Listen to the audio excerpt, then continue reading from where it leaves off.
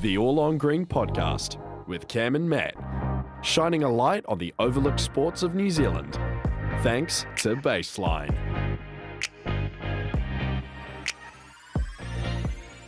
Welcome to the All on Green podcast where the world decides our fate. Today's guest, we have Ashley. Welcome to the show, Ashley. Hey, thank you guys. So to run you through it, we're going to ask you a range of questions when we spin the wheel. If it lands on black, it's going to be a more sport-focused question. If it lands on red, it's going to be a more personal question. And if it lands on the infamous green... The episode ends. Right there, no context, we're just done skis. Oh, Do you want to run us through your marathon?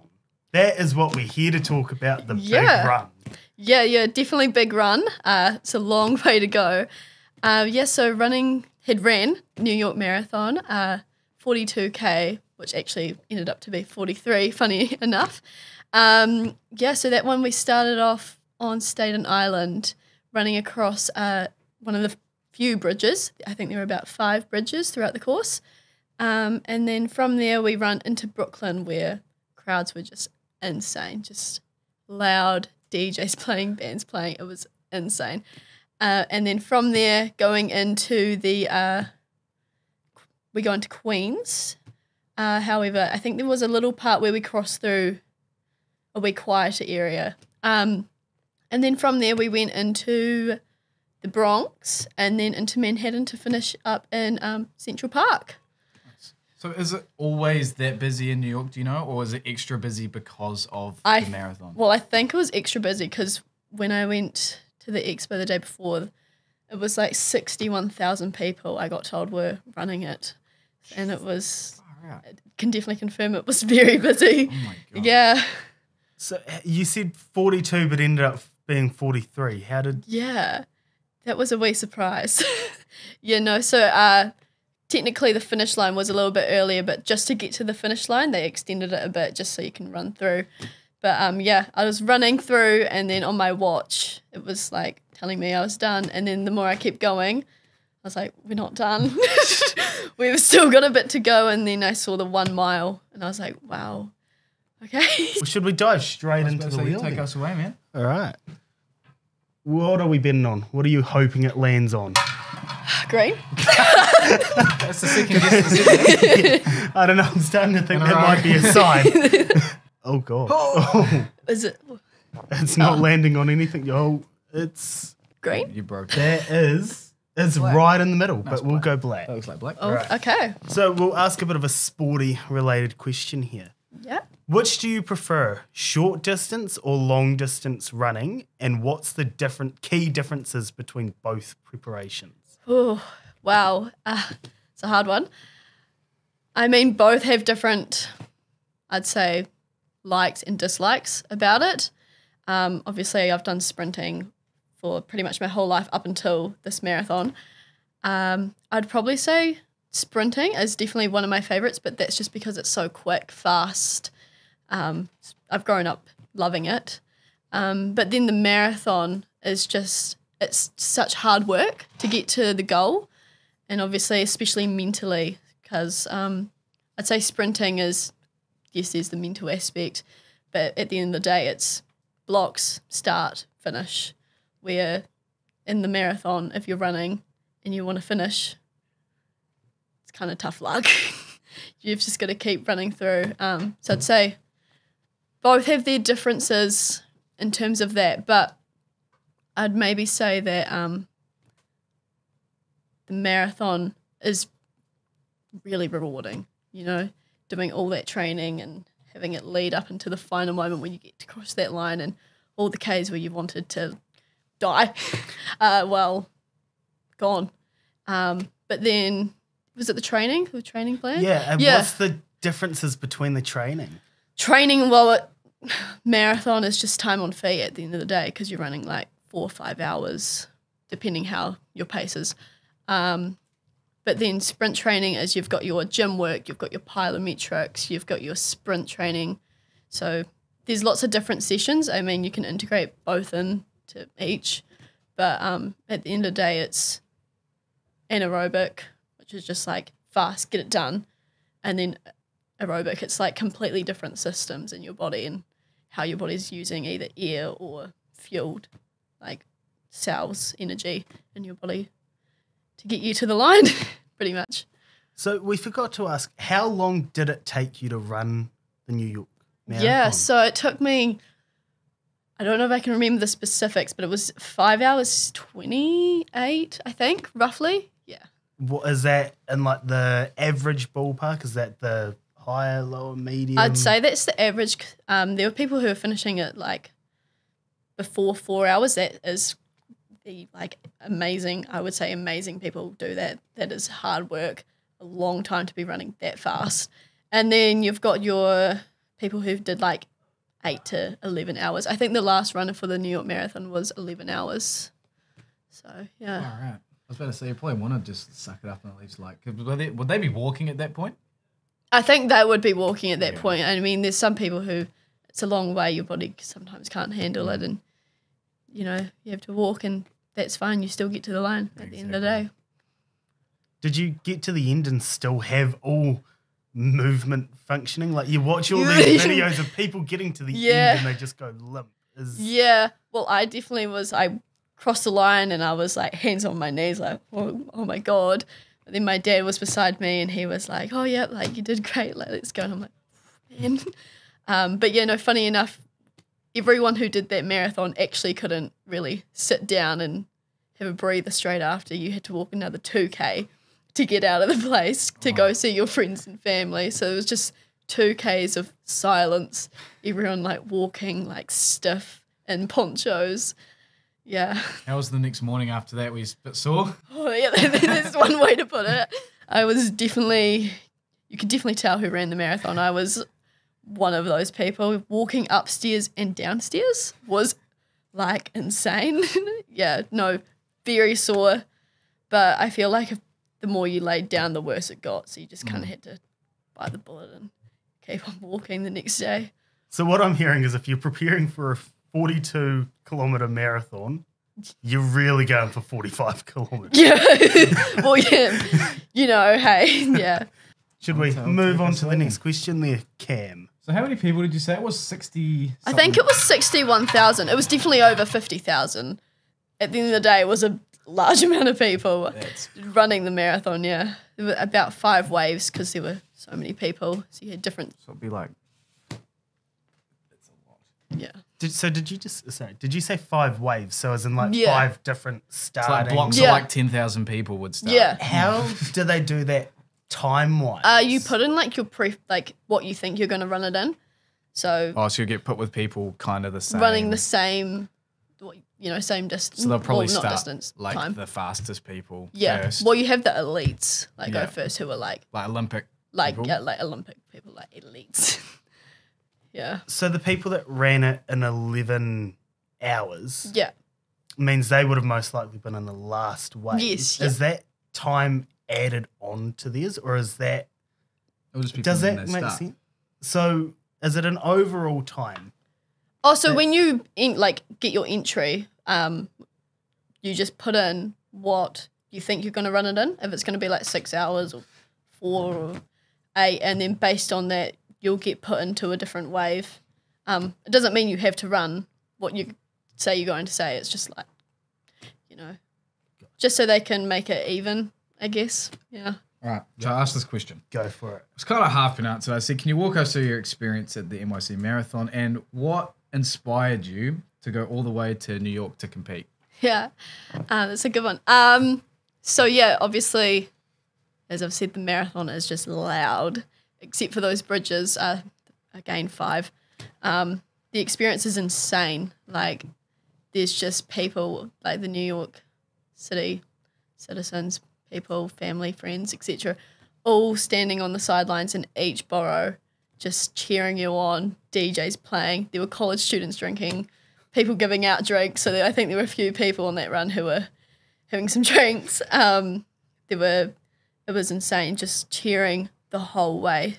Again, except for the bridges. That was probably the hardest parts because there was no one to cheer you on. It was just you and the bridge.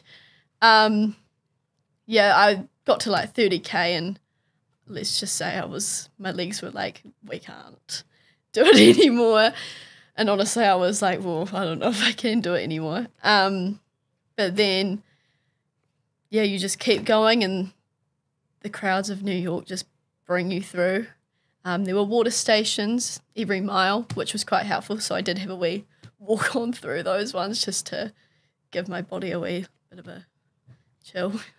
And then, yeah, what was the other part? What made you want to go to America? So originally I had been offered to run New York Marathon with my dad, which is a once-in-a-lifetime opportunity. But with that, I wanted to raise funds for Heart Kids New Zealand, a charity. So I used the New York Marathon to help provide like a reason to fundraise and get those funds in to help Heart Kids. Was there any motive behind that, or you just wanted to? Well, I've always wanted to give back to Heart Kids New Zealand. It's an amazing charity which supports heart kids, their family, their friends, when they're going through that tough time, but also when they're going through adult life. There's always just the support there. And also I'm a heart kid myself. Just as an infant, I had heart surgery, and I'm very lucky that the surgery fixed my condition, which was just a hole in the heart. And yeah, I've had no struggles, which I'm very fortunate for, because I know there's some children out there and adults who battle every day. But yeah, I just wanted to give back. So is that something you want to keep pursuing? Yeah, definitely. Yeah, I think I'd always want to give back. I just think the New York Marathon was just my starter to get those goals, the fundraise goals in. So do you just apply for it, or just how do you get into it, or do you have to be offered, or like the New York Marathon? It's very competitive. Usually, you have to put the application in to get in, but it's quite hard. It's very competitive, to get into. Luckily, I'm very fortunate that my dad got offered to run it through his work, and then he asked me to run it with him, and that's how I got the opportunity. But typically you have to run like 9 marathons to qualify. Far out. So yeah, or you have to run with a charity that is being sponsored. Yeah. So when you mentioned the bridges being the hardest part because of the lack of crowds, I assume we're talking about some really long bridges, ones that we're probably not typically used to. Yeah, definitely. Definitely long bridges. Yeah, it was just more there was no noise, because you'd go from a borough like Brooklyn where it was just noise nonstop, like crazy. And then, yeah, there was just silence. And that was probably the toughest moments, because mentally you're like, there's no one to push you along, especially going uphill. Oh my God, uphill was just like not good. But then once you get to the top, it's downhill, and that is bliss, I'd say, because you're just going down.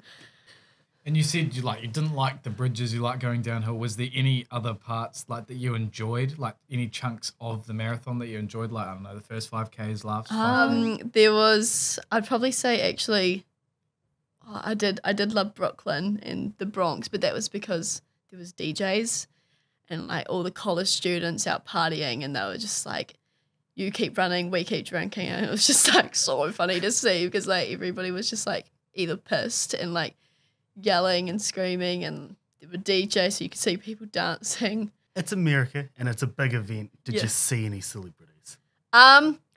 No, I didn't actually, but there was a few who I know that were running it. There was the guy who hosts Catfish, the TV show. He was running it. Yeah, no, I didn't actually see anyone running the marathon celebrity-wise, but I know there were definitely celebrities out there running it. Right, should we move on? Yeah. Would you like to have a turn? Me spin it? Our wheel? Yeah, how do I actually... The best way is to do a light spin one way and then flick the ball Move it the this other. Let's get the ball flying, shall we? Maybe green? No. Oh, So wait, you wanna- that's... Yeah, pick Yep. the ball up. So if you do a light spin one way and then throw the ball the other way. Oh my Yeah, God, that that took a still lot of brain. works. That took a lot That of brain works. power. It was like... All right. Black. It's black. Right. What does your marathon training regimen look like? Regime. Close one. I sounded that word out. Regime. Where's the... Oh, it's English, isn't it? What does your marathon training regime look like? This is twice. Wait, what's the word? Wait, now I'm confused. What is it? Just ask the question.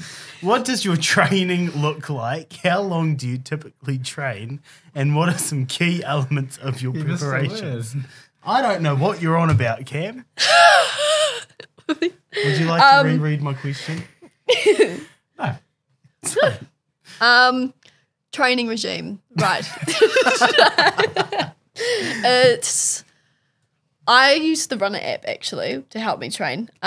Just because it was also new to me running obviously like 200 meters max to then 42k.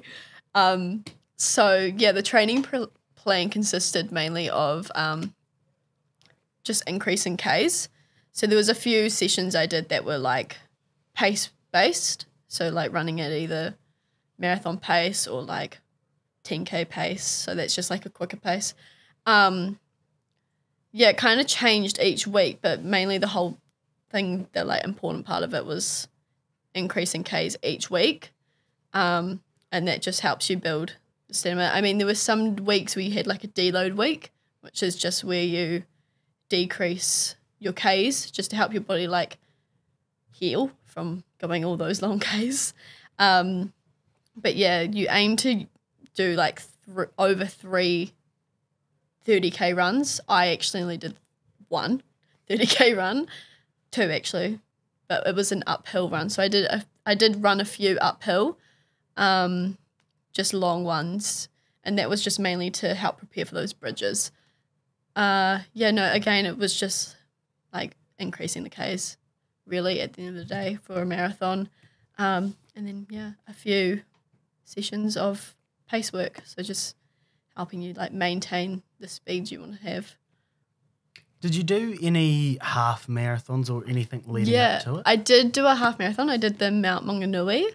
That was in August. I did that one. That was just to help have that base, you know, to help you move forward to go past that one. Yeah, and it's just good to like get a gauge of how you're running. How were you feeling when you finished that? Were you like absolutely... I was actually quite sore after that one too. Again, because that was my first half. Yeah. So this was the first half, first marathon all this year. So both of them was just really painful. You know, that was amazing though, running along the beach. You know, I just felt a lot less people, way quieter. Way quieter. Like it's actually insane when I think about how loud it was at that marathon, the New York one. When you said that you did a lot of uphills to prepare for the bridges, did you go into the New York Marathon kind of knowing what sort of terrain and stuff you would be running on? Yeah, I had been looking at a lot of stuff online because I was like, have a look at what parts are uphill, etc. And yeah, so I did one by myself and then one with my dad because I ran the marathon with my dad. That was just like running up Kennedy's, which is definitely way higher than the bridges I ran in the marathon. But it was just so that, you know, if you know you can run up those hills, you can run the bridges. Yeah, it just helped mentally. You're up. Is it my turn to spin? Oh, that's such a better way of doing it than what I did. And we've landed on a red question as well. What are your future goals? Would you want to pursue more marathons or is there something else you're aiming for next? Yeah, so I am aiming to go back to athletics. Season has already started for this year / next year, so I'm just going to be doing some stuff myself just casually. Yeah, so I'm looking at going back to that, but then also taking it aside, like studying. Yeah, so that's big goal is to work with athletes. But then for right now, I think just wanting to go back to athletics would be awesome. Just, you know, going from long back to short. Yeah, no, definitely. definitely go back to athletics as a goal. Do you want to just quickly run us through your past athletics experience? Yeah, so I've grown up in athletics my whole life with just my dad. He's done athletics.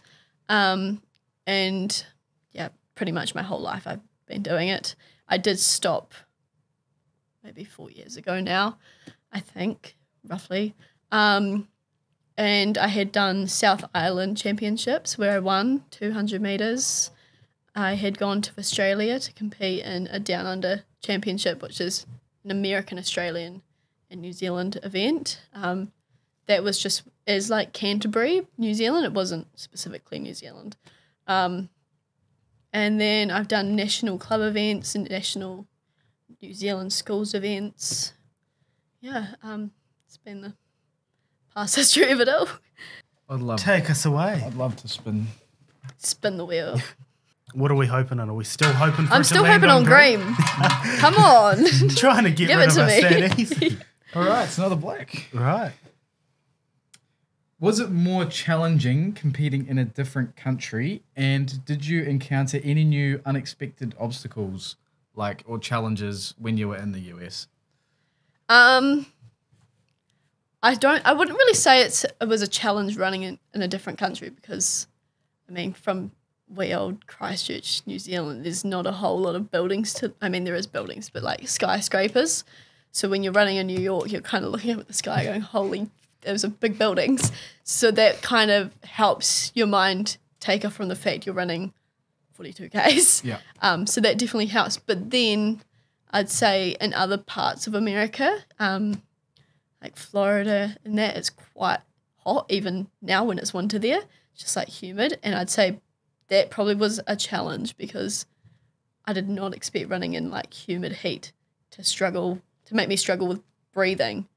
It was just like I'd be running and I was like, oh my God, I can't breathe. Like it's just felt like I was breathing in hot air. It was crazy. Right. Do you want to give us another spin? Let's see if I can actually spin it. Where's the? Oh, there it is. Okay.